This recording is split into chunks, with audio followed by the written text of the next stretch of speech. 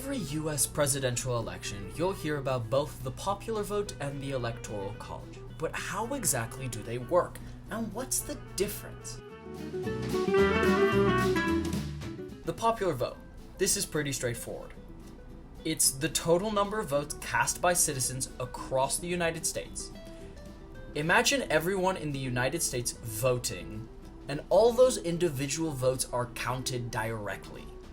The candidate with the most votes overall would win, right? Well, not in the United States presidential election. Now, for the presidential elections, which are coming up on November 5th, the US uses a different system, the Electoral College. Instead of direct voting where the candidate with the most total votes wins, each state is assigned a certain number of electors. Now, these electors are based on states' populations as well. Each state gets a minimum of 3 electoral votes, representing 2 senators and 1 representative in Congress. So larger states like California have more electors, while smaller states like Wyoming have fewer.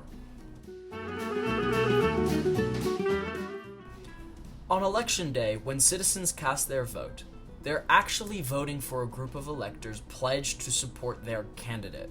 Most states use a winner-takes-all approach, meaning the candidate with the most votes in that state takes all of its electoral votes, except for 2 weird exceptions in Maine and Nebraska where they split the electoral votes based off of congressional districts and the overall state winner, which allows for a more proportional distribution.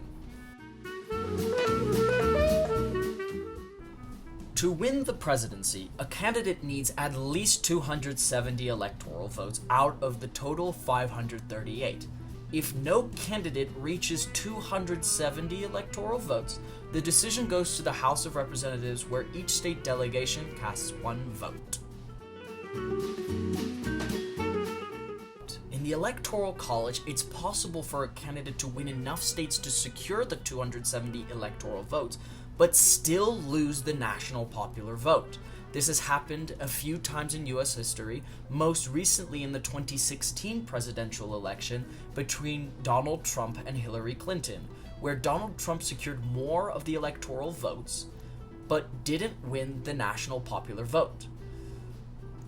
Which means a candidate can focus on winning key states with many electoral votes rather than appealing to the entire nation. Each system has its benefits and drawbacks. The popular vote reflects the choice of individual voters across the nation, making it more directly democratic. However, some argue that this would shift focus to highly populated areas, leaving rural and less populated areas with less influence. The Electoral College, on the other hand, ensures that smaller states have a say, preventing campaigns from focusing only on big cities.